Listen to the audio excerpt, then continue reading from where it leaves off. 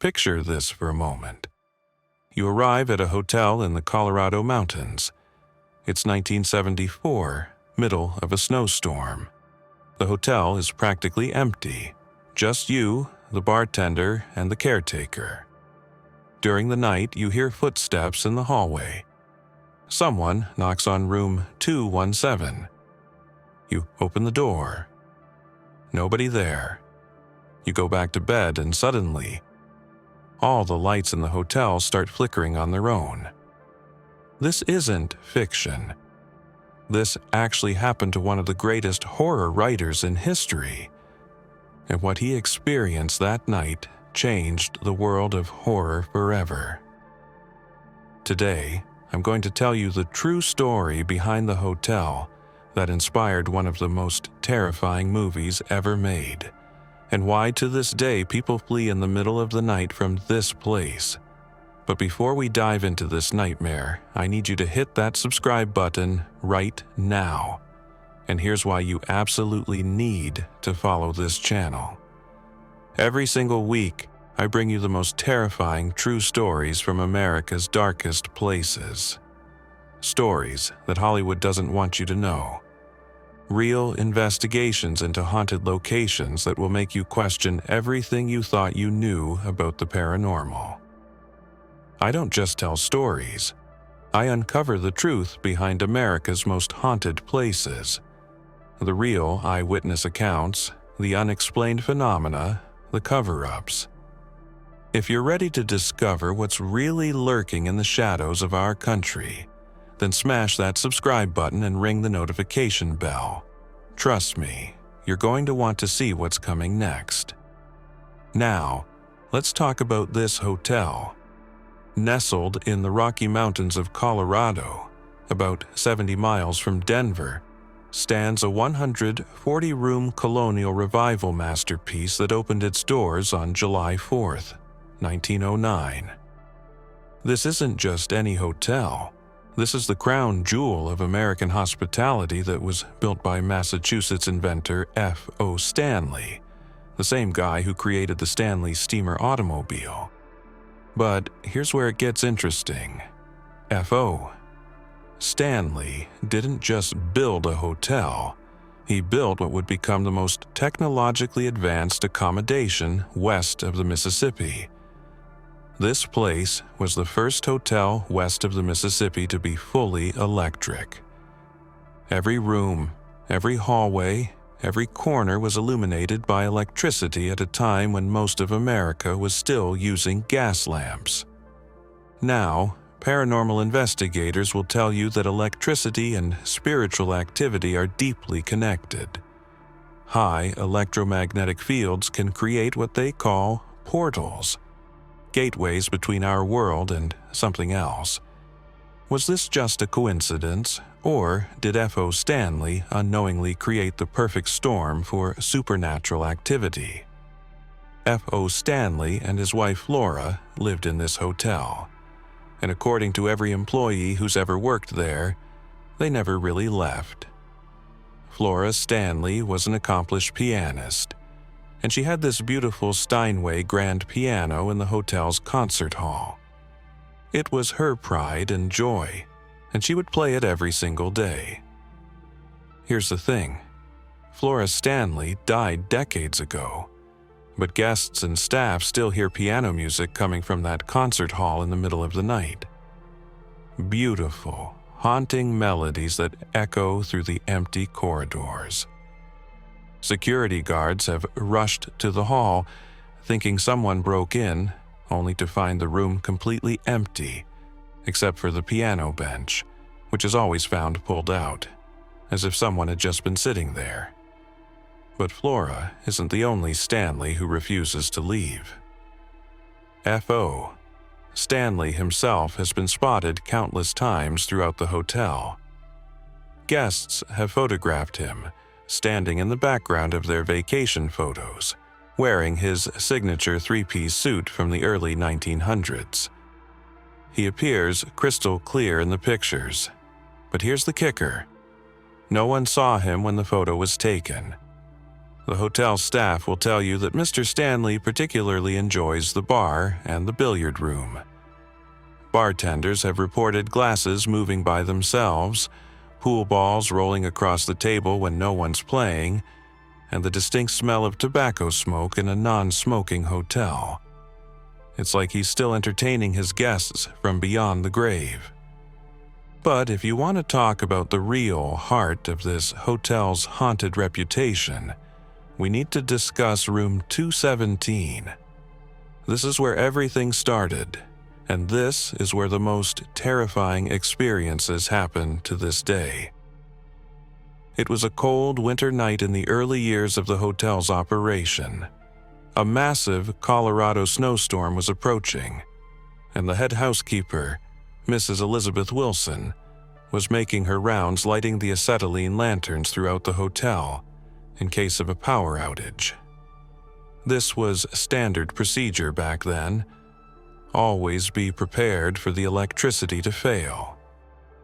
What Mrs. Wilson didn't know, couldn't have known, was that there was a gas leak on the second floor. Acetylene gas had been slowly filling the entire wing for hours, creating an invisible death trap.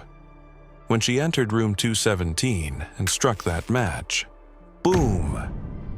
The explosion was so massive it rocked the entire hotel. Room 217 was completely destroyed. The floor beneath it collapsed, sending Mrs. Wilson crashing down into the dining room below. Guests throughout the hotel were thrown from their beds. Windows shattered. The sound could be heard for miles across the Colorado mountains. Miraculously, Mrs. Wilson survived. She was severely injured but lived to tell the tale. The hotel was rebuilt. Room 217 was restored. But something had changed. Something had been awakened by that violent, traumatic event.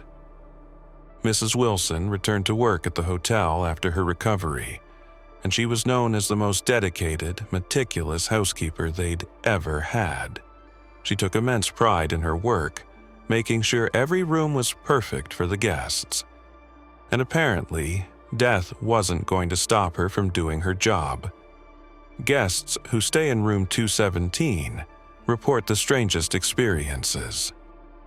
They'll wake up in the morning to find their clothes neatly folded and put away. Clothes they had left scattered around the room the night before. Their suitcases will be unpacked and organized with military precision. Personal items are arranged just so on the dresser. But here's the thing that really freaks people out. It's good service. Like, better than any 5-star hotel you've ever stayed at. Mrs. Wilson is still taking care of her guests, making sure they're comfortable, even from beyond the grave. Some guests have even reported feeling gentle hands tucking them into bed at night. But not everyone appreciates this ghostly hospitality. Some guests have reported feeling uncomfortable, like they're being watched constantly. Others have complained about feeling a presence in the room, especially in the bathroom where mirrors will fog up on their own, and you can sometimes see the outline of a woman in the condensation. Now, here's where our story takes a turn that changed horror history forever. October 1974. A young writer named Stephen King and his wife Tabitha decided to take a getaway to Colorado. They had heard about this beautiful historic hotel in the mountains and thought it would be the perfect place for a romantic retreat. What they didn't know was that they were arriving at the end of the season. The hotel was preparing to close for the winter, and they were literally the only guests in the entire 140-room hotel. Picture this: you and your spouse alone in this massive, empty building with just a skeleton crew of staff. They were given room 217. Yes, that room, 217. Stephen King had no idea about the room's history when he went to sleep that first night. But something woke him up around 3 a.m. He later described it as the most vivid, terrifying nightmare he'd ever experienced. In his dream, he saw his 3-year-old son Danny running through the hotel's corridors, being chased by something unseen but absolutely terrifying. The child was screaming, running for his life through those long, carpeted hallways. King could hear the pounding footsteps behind his son, getting closer and closer, but he couldn't see what was chasing him. King woke up in a cold sweat, his heart pounding. He looked around room 217, and for a moment, he wasn't sure if he was still dreaming. The shadows seemed to move on their own. The temperature had dropped noticeably, and he swears he could hear footsteps in the hallway outside his door. He couldn't get back to sleep. Instead, he sat at the small desk in the room and started writing. By morning, he had the basic outline for what would become The Shining, one of the most terrifying horror novels ever written, and later, one of the most iconic horror movies of all time. But the hauntings at this hotel aren't limited to adults. The 4th floor has its own residents, ghostly children who seem to be having the time of their afterlives playing eternal games of hide and seek. Guests and staff report hearing children laughing and running through the hallways, especially late at night. It's not malicious laughter, it's the sound of kids having fun, playing games. You'll hear little feet running back and forth, doors opening and closing, and what sounds like children whispering to each other. Security guards have chased these sounds countless times, thinking that children had somehow gotten into the hotel after hours. They'll follow the laughter down the hallway, check every room, every closet, every possible hiding spot, and find nothing. But the moment they turn around to leave, the giggling starts up again behind them.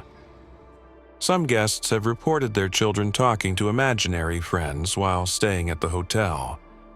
When parents ask who they're talking to, the kids will point down empty hallways and say things like, "the boy in the old-fashioned clothes," or "the girl with the pretty dress."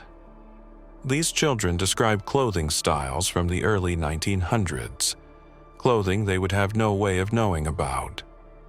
Now, if you really want to experience the darker side of this hotel, you need to know about what lies beneath. The basement tunnel system that connects various parts of the hotel, and this is where things get genuinely frightening. These tunnels were originally built for practical purposes, to allow staff to move between buildings without going outside in the harsh Colorado winters. But something about being underground, in those narrow, dimly lit passages, seems to amplify the paranormal activity. Staff members refuse to go into the tunnels alone. They report feeling like they're being followed, hearing whispers in languages they don't recognize, and seeing shadow figures darting just at the edge of their vision. Some have reported feeling hands grab at their clothes or touch their shoulders when no one else is around. One security guard quit after reporting that he was pushed by invisible hands while walking through the tunnel. He said he felt 2 distinct palms against his back, shoving him forward so hard he stumbled and nearly fell. When he turned around, the tunnel was completely empty, but he could swear he heard quiet laughter echoing off the walls. But not all the spirits in this hotel have such wholesome origins.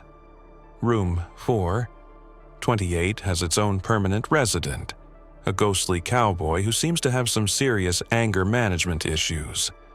Guests who stay in room 428 report being watched while they sleep. They'll wake up in the middle of the night with the distinct feeling that someone is staring at them. When they open their eyes, they see the silhouette of a man in a cowboy hat standing at the foot of their bed, just watching them in complete silence. Unlike Mrs. Wilson, who seems helpful, or the children, who seem playful, this cowboy spirit has a distinctly menacing presence. Guests report feeling threatened, like they're not welcome in his room. Some have described feeling an overwhelming sense of dread that forces them to leave the room in the middle of the night. The hotel staff will tell you that furniture in room 428 moves on its own. Chairs will be rearranged overnight. Personal belongings will be knocked over or moved to unusual locations, and guests consistently report hearing heavy footsteps above their heads, even when they know the floor above is empty. Now, paranormal investigators believe they know why this hotel has so much supernatural activity.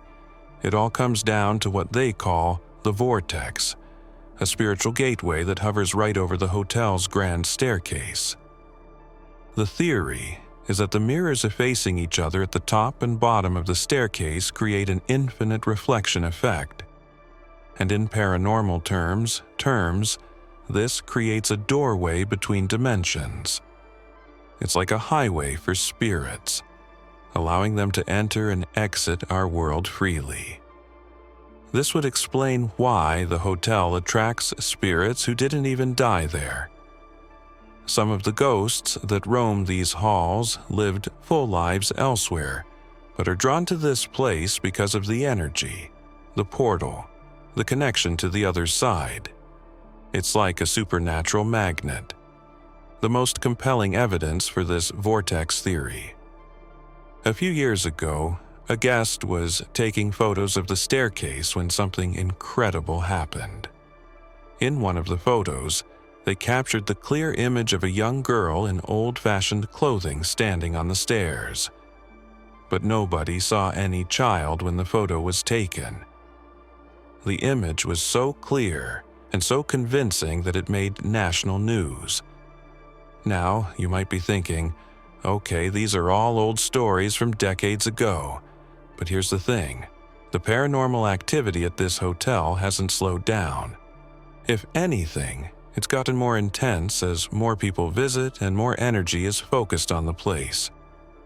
Just last year, a family from Texas was staying in room 217.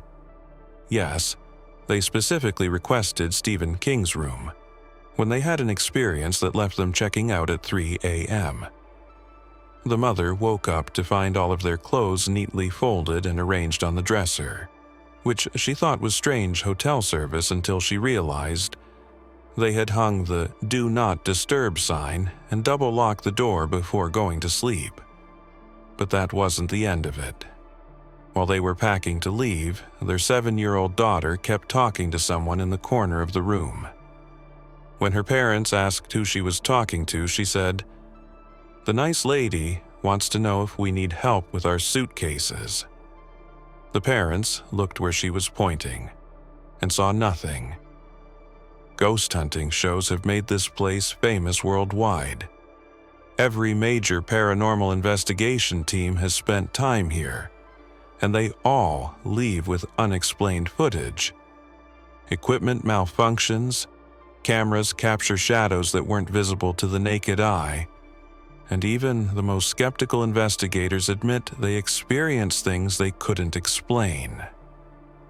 Now, here's what's really interesting about this place. The hotel doesn't try to hide its haunted reputation. In fact, they've embraced it completely. They offer ghost tours, paranormal investigation packages, and they'll even tell you up front which rooms have the most activity. Room 217 is actually their most requested room. People book it months in advance, hoping to have their own Stephen King experience. The hotel charges premium rates for it, and it's booked a solid year-round. They've turned their haunted reputation into a thriving business. But here's the thing that sets this place apart from other haunted tourist attractions. The staff genuinely experiences these phenomena. These aren't actors putting on a show. I've talked to housekeepers who've worked there for 20 years, and they'll tell you straight up, this place is legitimately haunted, and they've learned to coexist with the spirits. They have protocols for dealing with paranormal activity. If a guest complains about supernatural disturbances, they don't dismiss it They offer to move them to a different room or provide alternative accommodations. They keep detailed logs of unexplained incidents, and they brief new employees on what to expect. Now, let's talk about why this particular location might be so active from a scientific perspective. Remember, this hotel was the first west of the Mississippi to be fully electrified. The entire building is saturated with electromagnetic fields, and paranormal researchers have long noted the connection between high EMF readings and supernatural activity. The hotel sits at 7,522 feet above sea level, which means the atmospheric pressure is significantly different from sea level. Some theories suggest that this altitude, combined with the Rocky Mountain geology, particularly the quartz deposits in the surrounding rock, creates natural conditions that amplify psychic phenomena. Add to this the traumatic events that have occurred in the building, the explosion, the deaths, the intense emotions of fear and surprise that have been literally absorbed into the walls over more than a century, and you have what paranormal investigators call a perfect storm for residual hauntings. But here's what makes this place truly unique. It's not just residual energy replaying past events. The spirits here seem to be intelligent, interactive, and aware of current visitors. They respond to people, they react to situations, and they seem to have distinct personalities. That suggests something much more complex than simple electromagnetic echoes. I want to share with you some of the most compelling first-hand accounts I've collected from people who've stayed at this hotel. These aren't ghost hunters or paranormal enthusiasts. These are regular people who just wanted a nice vacation in Colorado. A businessman from Chicago told me about his experience in room 401. He was there for a conference and specifically requested a quiet room to prepare his presentation. Around midnight, he started hearing what sounded like a party in the room above him. Laughter, music, people walking around. He called the front desk to complain about the noise, and they told him there was no one staying on the floor above him. In fact, that entire floor was closed for renovations. But here's the kicker. When security went up to check, they found the renovated floor completely empty, except for one thing. In the middle of what would have been the ballroom, all the drop cloths had been moved aside, and the furniture was arranged as if someone had been having a dance party. The construction workers had left everything covered and pushed against the walls the day before. Then there's the account from a family with teenage twins. They were staying on the 4th floor when their daughters started complaining about children running in the hallways and slamming doors all night. The parents thought it was just other hotel guests, until they realized they were the only family with children staying on that floor that weekend. The twins insisted they could see the children, a boy and a girl in old-fashioned clothes who kept trying to get them to play hide-and-seek. The parents couldn't see anything, but they could hear the running footsteps and the giggling. They ended up letting their daughters sleep in their room for the rest of the stay. Now, I need to be honest with you. Not all the encounters at this hotel are as benign as helpful housekeeping or playful children. Some guests have reported genuinely frightening experiences that suggest not all the spirits here are friendly. There have been reports of guests being physically touched or grabbed by invisible hands, especially in the basement areas and service corridors. Some people have described feeling an oppressive, malevolent presence that seems to feed off fear and negative emotions. One guest reported being locked in a bathroom for over an hour. The door handle wouldn't turn, and hotel staff had to remove the door from its hinges to get her out. When they examined the lock mechanism, they found nothing wrong with it. It worked perfectly fine when she was freed. Another guest described waking up to find deep scratch marks on the walls next to their bed. marks that definitely weren't there when they went to sleep. The scratches looked like they were made by fingernails, and they were positioned at exactly the height where someone lying in bed would reach out their hand. Today, this historic hotel operates as a luxury resort and conference center, welcoming thousands of visitors each year. They've fully embraced their supernatural reputation, offering ghost tours, paranormal investigation weekends, and even hosting seances for brave guests. The hotel has become a pilgrimage site for horror fans and paranormal enthusiasts from around the world. They screen The Shining continuously on Channel 42 in every room, and they've preserved Room 217 exactly as it was when Stephen King stayed there. But beyond the tourist attraction aspect, this place continues to be a genuinely active paranormal location. The staff will tell you that the spirits here aren't performing for visitors. They're just going about their eternal business, whether anyone is watching or not. So, what makes this place so special? Why does this one hotel have such an intense concentration of paranormal activity when thousands of other historic buildings across America remain quiet? I think it comes down to a perfect combination of factors: the traumatic history, the unique electromagnetic environment, the high altitude and geological conditions, and perhaps most importantly, the emotional energy that continues to be focused on this place by millions of visitors who come here specifically hoping to encounter the supernatural. This hotel has become more than just a place to stay. It's become a doorway between worlds, a place where the living and the dead coexist in an uneasy but somehow harmonious balance. The spirits here aren't trapped. They've chosen to stay, perhaps because this place holds such powerful memories and emotions that they can't bear to leave.